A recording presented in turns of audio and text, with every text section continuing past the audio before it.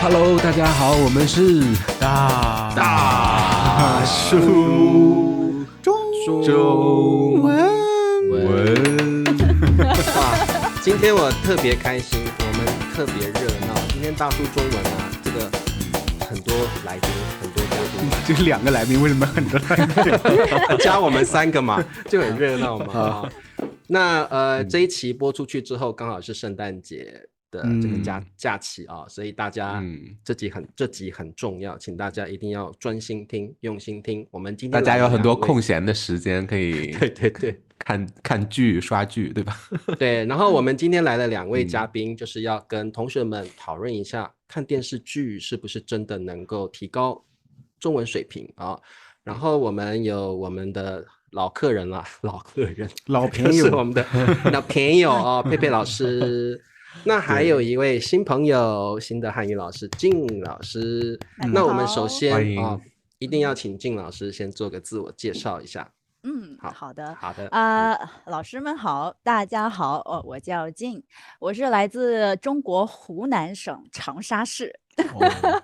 对，对，香妹子、辣妹子。然后我现在全职做对外汉语老师2年多了。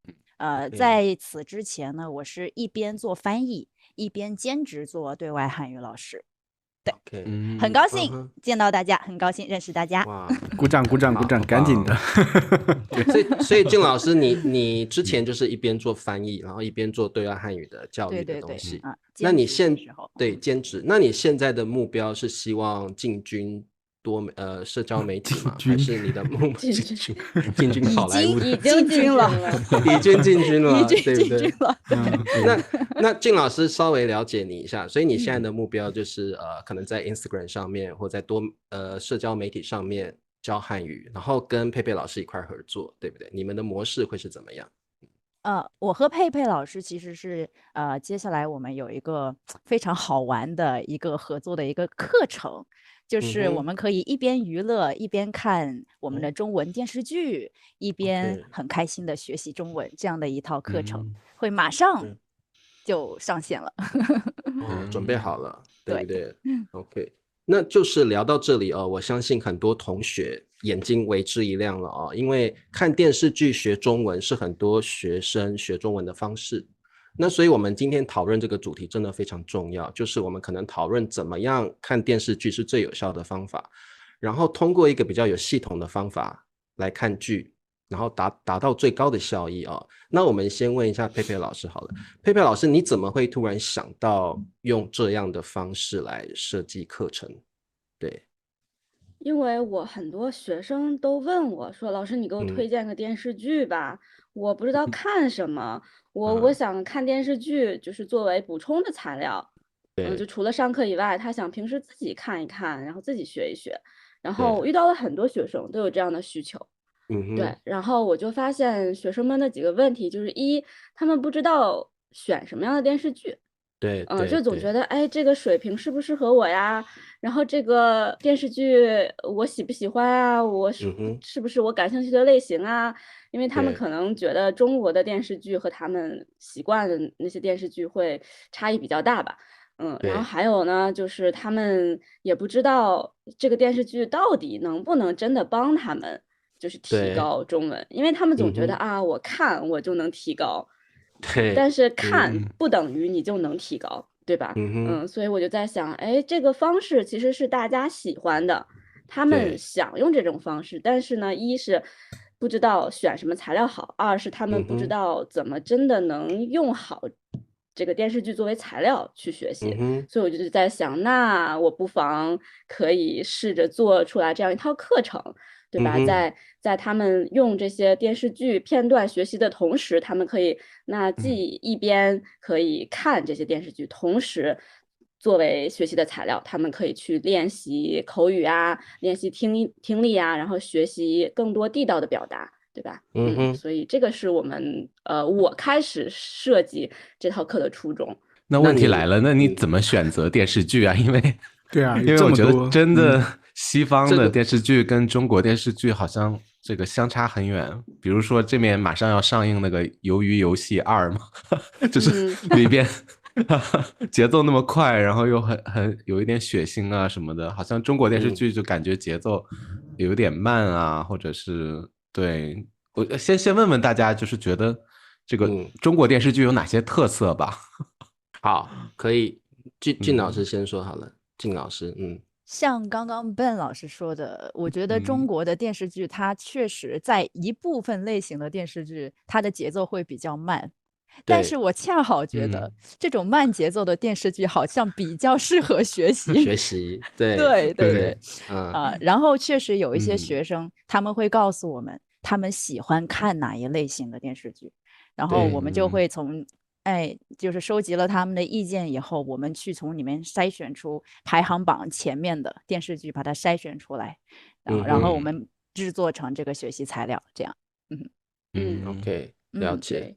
对，其实我们这次选的电视剧还，首先我们选的电视剧都是现代剧，我们没有从那个古装剧啊或者仙侠剧里面选，因为毕竟语言上嘛，对吧？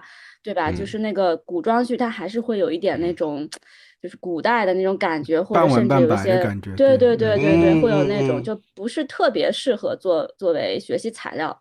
当然，仙侠剧现在在国外是很大的一个市场，真的很多学生喜欢看仙侠剧，他们超爱，就是因为其他国家拍不出来这种感觉。因为很多仙侠剧它是和中国历史文化，包括我们什么神话呀，就是这种东西是非常独特的。对，是咱们国家非常独特的一种电视剧的类型，然后现在也是越来越受欢迎。但是我们就是没有选择这一类的。电视剧是因为作为语言学习材料来说的话，可能不是太合适。所以我们选的就是现代剧，然后我们会刻意选择一些可能大家比较熟悉的演员，比较火的，像什么王鹤棣啊、肖战啊，比较帅的，杨紫啊，对杨紫啊，对。然后但是除了这种偶像剧、爱情剧，我们也选了一些像那种剧情类的，包括我还选了一个悬疑片，就是那个开端，其实也是很多学生对，也很多学生看过，对，所以我们也是选了不同类型的电视剧。了解。那我觉得既然你们是想要用这个电视剧来教学生学中文，那你们的呈现形式一定有比较特别的方法，而不是说像学生自己看了觉得心理上觉得中文已经进步了，应该是要有个比较具体的方法，对不对？所以你们实际上操作会是用什么方式让学生觉得他有学到东西？因为毕竟是课嘛，对吧？课它还是要有系统性的。那首先我们一共课程总计是60课90课这么多。对，6部电视剧，然后90个片段，然后每一个片段就是做成一课，然后每一课它都是有一个步骤的，就是你先干什么，再干什么，再干什么，就是都是有步骤的。然后包括你先听，然后听完你要学习，学习完你要输出，你要自己练习，然后你再听，然后你再去练习，反正就是输入输出，输入输出，我们是按照这样的一个结构来的。对 ，OK。一会儿可以稍微给大家展示吗？展示一下啊，但是不能展示太多，因为太多，对，商业机密，商业机密，商业机密。那这个我其实有一个问题想问你们，就是常常有学生问我一个最基本的问题，我要看影片学中文，我到底要不要打开中文字幕或英文字幕？我的想法是。看中文的字幕，不要看英文的字幕。OK。因为首先从实际性来说，就是他们如果真的看一个中文电视剧的话，就是有中文字幕的。所以我觉得中文字幕这个本来就是中国人看电视剧的习惯。对，所以你也没有办法说我就不看。除非你真的你可能就不认识汉字，对吧？你看你也看不懂。对，所以我觉得看中文字幕是比较好的方式。然后还有一个原因就是，我觉得有些英文它翻译不好。你看它那个英文，它翻译出来的那个要么就是不对，要么就是那个感觉它缺失了。对，就是我们这次在做这个课程的过程当中，我才发现，哎呦。咱们中文里面很多很口语的一些表达，它是带着很强的那种感情色彩、语气，你当时那个说话人的那个感觉，就这个东西很难翻译出来。但是你如果只是看它那个中文，或者你听那个句子并不难，那里面的每一个词你可能都认识。但是呢，但是课本里没有这些。对，但是我给你们举几个例子啊，我这我还特意写下来了一个。你看人家有准备 ，Q 人家是对的，就是还是专业的嘛，对不对？对。你看啊，你看，比如说这个，我还不知道这个吗？我还不知道这个吗？这个嘛啊，对吧？你看每个字都认识，对吧？但是但是学生他们就很难说出来这样的句子，或者哪个到底是哪个？对不对？对，我还不知道这个嘛？对，到底是知道还是不知道，对吗？他这句话到底要表达什么？然后还有比如说再有一个，你自己不也一样吗？你自己不也一样吗？是一样还是不一样？对对对对。然后还有比如说。还有一个很常见的一个那个反问句的一个标志，就是那个难道，对吧？难道不对吗？这难道就是你想要的结果，对吧？你看这个它是带着很强烈的语气的，就是所以你翻译成英文就有点感觉不出来了。所以就是最好是一边看着中文，然后一边听，一边结合剧情，你就能比较能 get 到中文的一些语气的那些表达。对，所以我这次做这个课程的时候，我才发现，哎，中文里有这么多这种反问句的句式，有好多，就都是一些很小的词，什么呀，不也呀，什么，还有一个什么，用得着你来帮忙吗？对，这个真的是很口语，但是其实是很难去解释，很难教。对，而且这种东西在课文里，你在课本里就没有，学不到。但是还很实用。对，很实用。对，他这不就是在逃避问题吗？你看这个就很常用。对，就总结出了很多这种，都在我们课里面。都在。对，所以这个我觉得佩佩老师讲了一个重点，中文有很多这种反问句的结构还有甚至也不要说反问句，我光说好像就有很多种不同的用法，可以放句首可以放主语后面，但是如果你用语法的方式去学习它，很辛苦，而且非常没有乐趣。所以我觉得能够看剧去学习这些口语又实用又很难学的方法，我觉得是一个很有效率的方式佩佩老师，我们现在是要 demo 一下吗？还是要开始实际看你们的那个内容吗？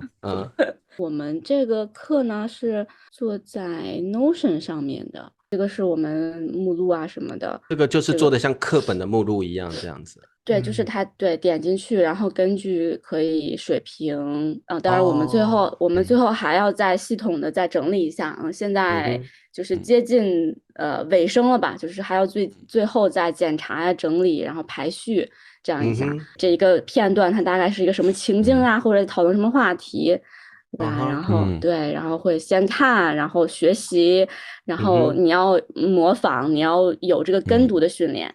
因为很多学生就看完他就看完了，他并没有停下来去学习、理解、吸收，这一步是很多学生没有做的。所以你看的话，刚才那个字幕的问题也是，你第一遍看的时候，你可以中英文都有，或者你就先看英文，但是后边你开始学习的时候，你就不要再看英文的了。OK，对，你大概理解，你先尝试自己是不是能理解这个片段，或者是你看了这一集，如果你觉得很吃力，那你可能需要看一看翻译啊，不管是英语还是他们自己的母语，对吧？那理解大概意思以后，你就要抛开你的母语和英语，你要用中文去理解中文。对，你要带着这个剧情，带着这个场景，然后你尝试着去理解。那我们当然是把它做成课程，我们肯定是加上了一些那个讲解的一些例句的。然后包括你看像这种，就是这个是一个俗语啦，对吧？然后这个比较口语的东西，就是这种。对我们，因为这个确实是。我觉得在其他任何的，不管是课本还是其他什么课程当中，会是不太常见的。对，就是这些也确实是我们挑出来的结构、语法点，包括一些常用表达，就是这些东西，它其实跟传统意义上的那种语法是不太一样的。对，我们会把它做成，你说它像结构，它也是结构，但是呢，它可能会有一些常用的搭配，对，我们是非常注重搭配的。就是这个也是中文学到，特别是到中高级的这个阶段，就是它最重要的已经不是语法了，因为语法是比较容易学好的，基础的语法就是那么些，你到 HSK 3级基本上那些常用的语法都学完了。对，那接下来你的重点就要放在一个是它的语体，就是口语的还是中性一点的还是正式的，这个是很重要的。然后还有就是就是词语的搭配。然后还有就是一些常见的表达，可能然后再包括一些俗语啦，一些常见的成语啦，对，所以我觉得这个作为一个补充，就是我们这套课作为一个补充，会是对学生来说会非常有帮助。然后其实你看这些很简单，但是他们自己不一定能有这样的表达。对吧？对，没错。简单的说就是说人话，不要像 AI 一样说话，就是给他们调整过来。对，因为我觉得课本那个篇幅有限，然后就是能教那个场景也是老师创作出来的，可能为了教一些词汇啊、语法呀，就是真的太生硬了，不是那种很自然的地道的交流。对，而且大家会发现这一套材料其实最主要是专注于这种很口语性的生活化的这种结构。那这个东西在 HSK 基本上是学不到的。HSK 教的就是比较基本常用的语法。那这种口语式的其实是我们母语者日常生活会用到的，可是大家没有管道去接触他们啊，所以我觉得这个蛮好的啊。对，作为一种补充吧，或者是有一些学生他们觉得我好像很多词我也知道了，但是我就是不会用。或者是我听中国人说话，我怎么感觉还是很难理解呢？就是可能因为他们学的是太死板的内容，就是都是课本上的内容。对，所以我觉得这个是一个非常好的自学的补充，而且如果学生他自己是喜欢这种方式的话，对吧？而且我们把这些电视剧的那个原剧的链接也放在上面了，就是他可以去看整部剧的那个剧情。我们都把这个放在这里了。他可以去，如果喜欢这个剧，他就可以去看。好。所以这个我刚刚看了这整个大概这个材料的流程哦，就是希望学生先看一遍，看能够看懂多少，然后再来这个材料里面会有解释它的语法点了或者是有些例句帮助他学习。再来就是希望学生在可能不需要看字幕的情况下看情境的状况下去了解这个剧情OK。对，有一个问题想问两位，就是这个材料目前有90个 episode 是不是？90个。那请问学生不同水平的学生要怎么去选择你们的材料？我们前几天也在讨论这个问题。对，就是说适合什么样水平的学生。对。然后我们感觉如果是零基础的，那不合适，就是这个会太难。对，就是像这种零基础的材料太多了，现在零基础的材料太多。对，然后我们这套材料可能会比较适合，其实最好的是在中级到高级这个阶段，但是如果你是大概 HSK 3级左右，也是可以开始用的。反正因为这个材料就在这儿了，你就可以随时看，对吧？你根据你的情况，然后我们也稍微有一点，比如说2颗星的、3颗星的这种，你可以先从这个2、3颗星的这种开始，因为我觉得这种材料呢，不是说我看完这个我就得记住，我就得知道这个词，它还是帮你培养的语感的。对吧？你去听你这一个片段，我们其实一个片段的时间不长，大概就1分钟左右，1分到1分半，就是1分钟，你就不停的听，你就一个片段，你可以听个5、6、7、8遍，就这种。对，你听的越多，你就会对每一句，然后那个词那个感觉再加上我们本身就搭配了这个练习，就是你要模仿，你要听，你要模仿。然后我们其实后面一个练习还有那个我们抹掉它其中一个角色的声音，你要去配音的。这个是一步一步，这个很有意思啊。对，一步引导到最后，它有一个练习是要去你就是还是这个片段，然后我们是特意把那个中间的一些台词抹掉，然后你要去说的，对，所以这个就是要就是让学生有这个他自己说的过程。对，所以就是只要不是零基础，然后你大概的一些基本的中文的结构啊、语法学过的，你都是可以用它来作为补充的学习材料，就是帮你培养你的语感，然后学习一些比较地道的表达。而且我觉得特别多学生是这样，他可能学习中文学到 HSK 3级了，他听非常人建议他说他可以看戏剧学中文，但是他不晓得怎么起步，不晓得挑哪些，不晓得怎么开始。我觉得这个材料是很好让他开始的一个基础。我们就是好像听起来或者看起来觉得这个东西好像是挺有用，然后对学生应该也挺感兴趣，对吧？但是我们做就是准备过程其实还是挺花心思的。对，你们这一套课程看到那个工作量的，对啊，这个细节很多呀，这个细节很多，而且可能2-3个老师做要花非常多时间啊。那你们这套材料设计了多久？花了多少时间？无法估算，无法估算。佩佩老师前期看。反正因为这个片段又要看，又要挑词，然后又要做，而且我记得佩佩上回来咱们节目的时候就提到过，他当时在招聘老师来做这个事情了。那几个月前了。我就一直想做这个事情，一开始我是自己在做嘛，然后觉得哎呦天呐，我自己有点也感觉死了，就是自己做有的时候不是说没动力，而是你就没有一个同伴一起的话，你可能就有点拖延，或者是你就觉得哎呀，我今天还要上课，我还要备课，我还要拍视频什么的，我这个就放一放吧。就觉得后来也是过了一段时间，然后觉得不行，我可能需要那么1-2个，就是老师和我一起，我们把这个事情做出来，然后互相也有个鼓励什么的，而且还可以商量一下，因为这个事情其实一直在我脑海里，我大概已经形成了，我知道我想把它呈现出来是什么样子，但是就感觉靠自己有一点就是没有办法，可能在我想到了那个时间节点的给它做出来，所以我就大概2个月前，我不太记得具体的佩佩老师具体的时间了，1个月前，1个月前。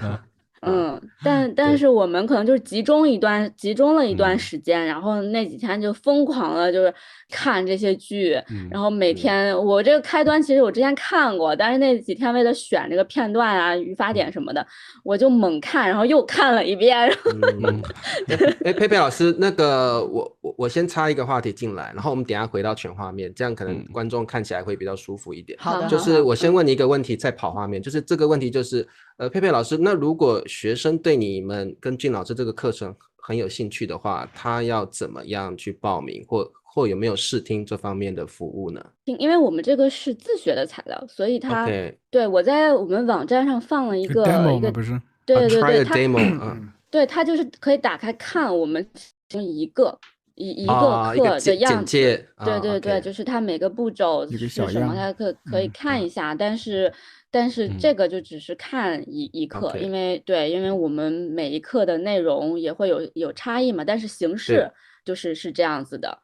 所以如果他觉得合适，他觉得他接下来1年，因为我们这个年底上嘛，所以就觉得作为新的1年的一个圣诞礼物啦对，新年礼物啦，大家可以当做，而且我们现在上市我们有一个折扣的，因为是刚刚上线，对，我们现在是有折扣的，然后作为一个送自己的新年礼物嘛，对吧？你就可以新的1年你有一个新的材料，然后去学习中文，所以或者送朋友啊，朋友在学中文也可以，对，送过去这个是我觉得这个作为明年的新的展望，2025年新的展望，或者是送朋友一个朋友可能在学中文，可以买这个课程送给好友或自己作为明年的一个新的学习目标，我觉得是很好的。对，因为我现在有时候我公司给我钱让我买那个中文书，然后我去那个网上亚马逊看，真的就是哪个都不想买，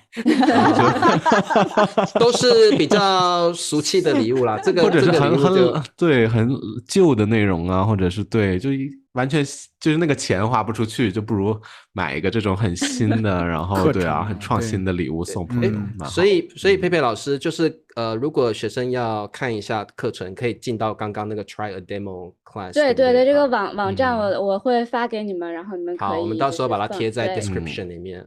对，就是我的网站上我会单独做出来了一个页面，就是我这2天还在做，还差一点最后的工作，所以现在还没有正式的发出来。但是下周我就会发出来了。OK， 了解。还有一个问题就是想问靳老师，就是刚才靳老师说她是这个湖南妹子，然后我有认识很多湖南的朋友，然后觉得他们口音很重，但是靳老师你怎么做到的？就是特别的标准。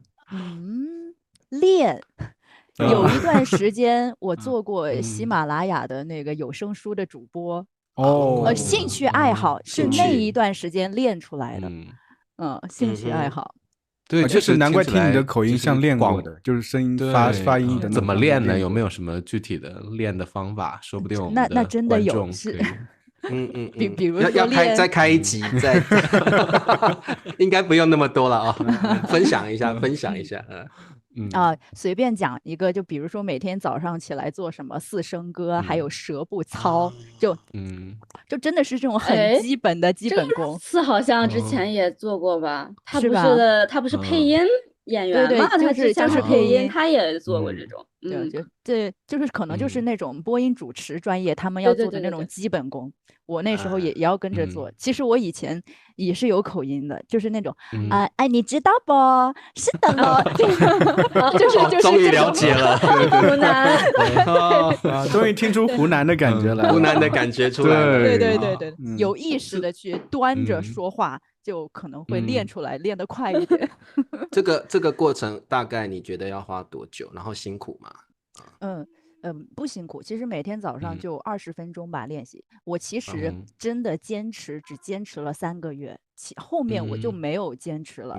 再就是基本上可能经常录点书，然后上课，然后也逼自己说话，它也是一种练习嘛。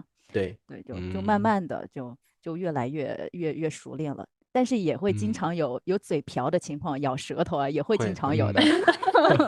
都会啦，我们都会嘴瓢啦。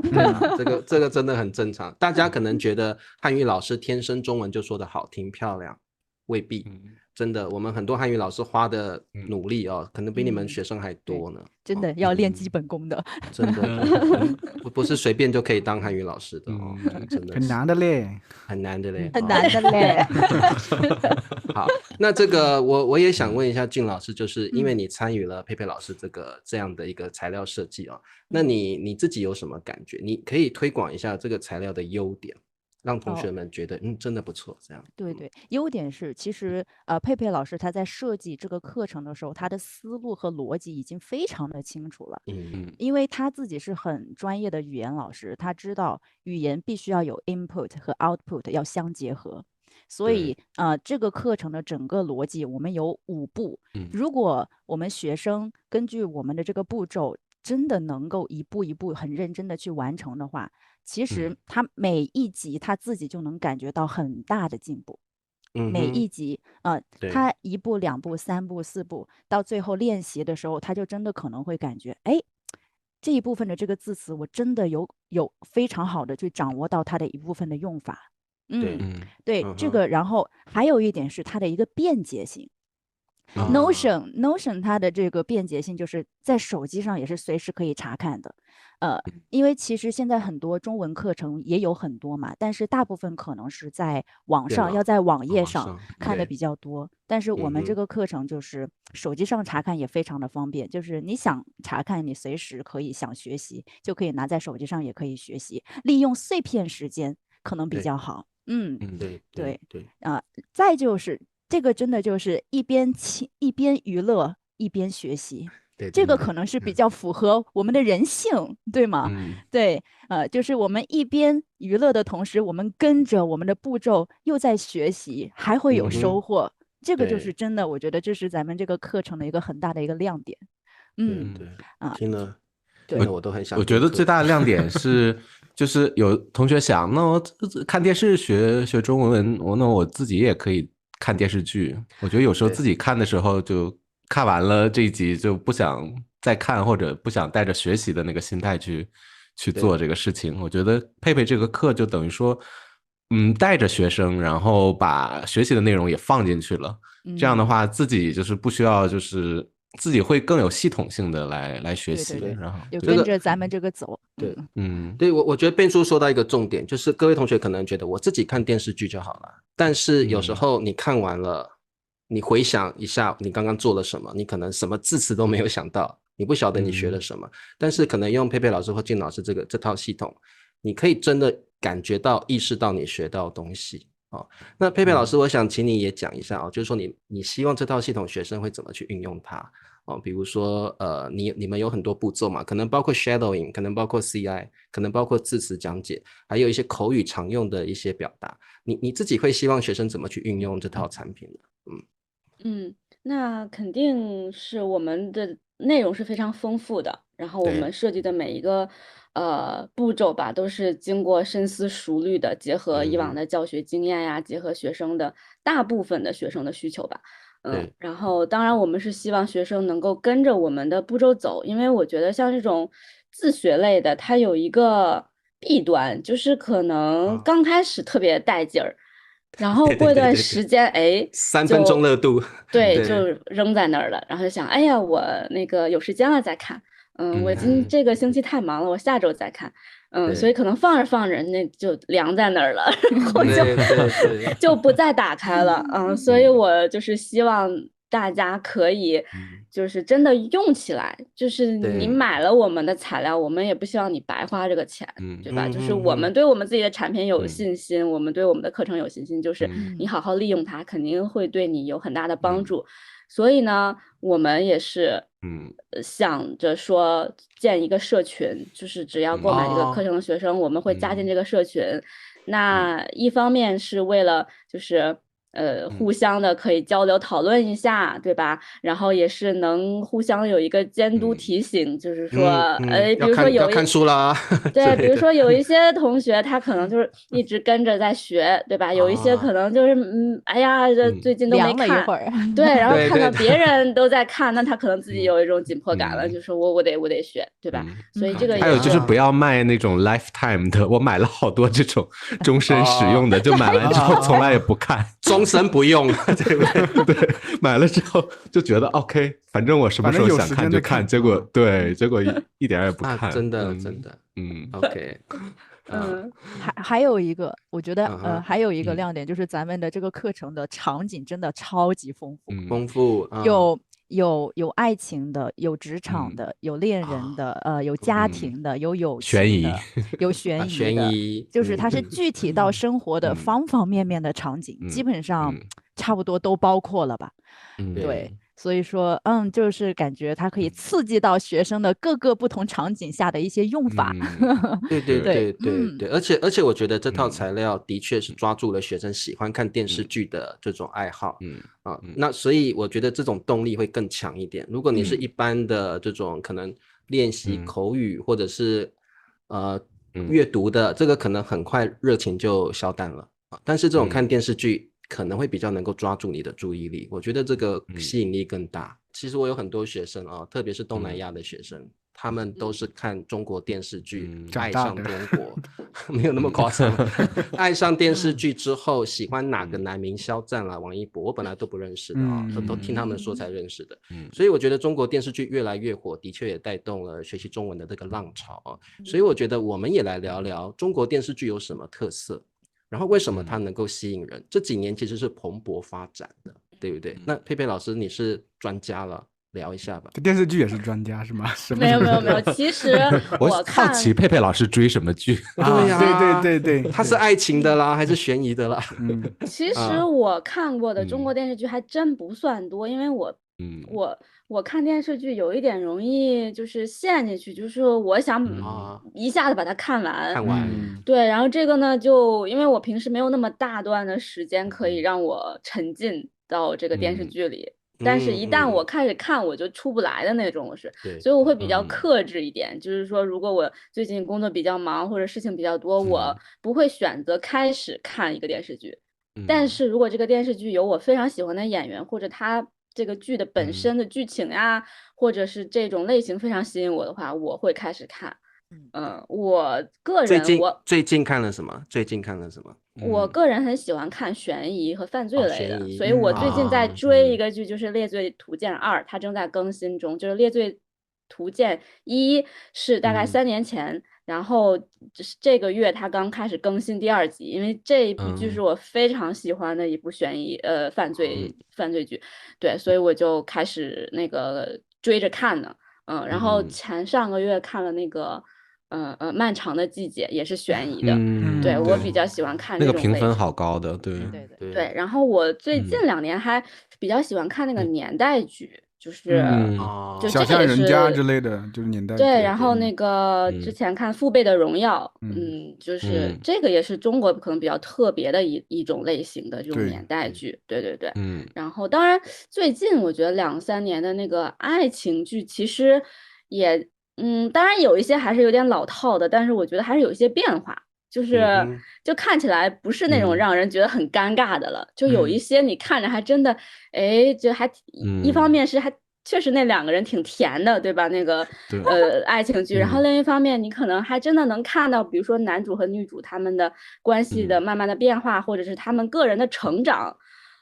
包括现在很流行那种什么大女主的那种类型，对吧？就很突出女性独立的那个，就不再是那个叫什么傻白甜的那种，对吗？就是会看到一些变化。然后包括仙侠剧，其实我以前不太看仙侠剧，但是我去年看了那么2、3部。古偶的那种剧或者古装的那个剧，发现我真的明白为什么现在这么多人喜欢看这种类型了。我有很多学生喜欢看耽改剧，就是他那个过来之后，然后我说你为什么学中文？他说因为他喜欢《陈情令》，就我有好多东南亚的女生学生，然后告诉我，因为《陈情令》他们要学中文。肖战玩一国吗？对啊，这个很多，真的非常多。对，然后对，而且我觉得现在中国戏剧真的是非常蓬勃发展，主题性又多样化，所以真的是大家为什么学中文，这个戏剧占很大的功劳哦。那静老师，你追剧吗？我追的类型和佩佩老师一模一样，我也是喜欢悬疑和犯罪，像《漫长的季节》，然后最近我在看的《白夜破晓》《白夜追凶》第2季，对，就我也打算要看的，也是悬疑的，对吧？对，它是悬疑破案，第1季是7年前了，对。对，反正就是我喜欢看，还有一些这种职场或者是女性成长，就是看了这个片段，我说好家伙，我可以思考一下，我觉得他这样对不对？如果我是这样，我会怎么样之类的，就是会引发人思考的这种。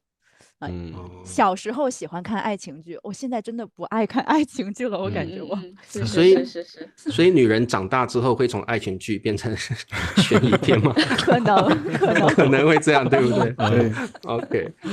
所以2位老师都不看宫斗剧之类的。甄嬛传以后就没看过，就没有代表作了吧？甄嬛传以后好像没有什么代表作。有那个叫什么来？哎呦，想不起名字来了。有，我都想不起名字来了。但是好像因为这些有一些题材，感觉就是风险比较大，就是过审方面，所以好像就什么跟这种古装剧好像是容易中枪的，历史挂钩的。对，然后古装剧可能对学生学习上也会比较难一点，但好处就是因为那些限制比较多，所以就大家都会拍这个悬疑。最近几年悬疑剧的那个质量越来越多了，而且悬疑剧它设定时间很多都会设定在90年代会比较多，那个时候比较乱嘛，可能是比较乱。对。那2位女老师分享了，Ben叔你追剧吗？他不看中国电视剧吧？我追好多。其实我跟佩佩也一样，我也是悬疑剧跟年代剧这两个看得多啊。就有时候可能会看，最近也看那个现代都市剧那个《凡人歌》，就是就是其实但看着压力也很大，就是越看越有味。对，就是看这个中产阶级怎么那个消费降级啊，最后就是被裁员到路上去那个送外卖啊什么的，就中国还挺愿意拍这种现实题材的，也蛮多的。电影比较多，拍现实题材的电影这几年的，对我看了几部，我觉得都挺好的。对，我很喜欢这样的电视剧，但是我最不喜欢的就是总是给你一个圆满的大结局，我觉得。你不喜欢看 happy ending 的呀？不是，就是你因为所有的都拍圆满大结局，你就知道最后一集就是会变得很无聊，就前面那么好看，到最后你就大概能知道大家都有一个好的这个完美的结局，所以就什么的，没有完美结局，很多人很难受的，好不好？对，有的人会抗议，对，有的人他一定要问你这个是 HB 还是什么？HE 还是 BE？对吗？他们那这个前面搞得那么接地气，搞得那么就是觉得贴近现实，然后最后就觉得前面那些好像都过去了，就我个人的对，其实我觉得中国电视剧确实最近几年在发展挺好的。以前我确实不怎么看中国电视剧，我觉得有点悬浮，感觉也夸大夸张，对，确实是就是不接地气嘛。对，不过最近几年我确实陪我老婆看了一些年代剧，我觉得还挺喜欢的，因为那个本来就是我比较喜欢类型，就是我以前就比较喜欢看那种日剧的，就是很家庭风的那种感觉，因为很细腻的那种亲人人和人之间那种感情啊之类。我发现就是最近有个电视叫《小巷人家》很火，就是讲邻里之间的，还有父母子女之间的这种感情。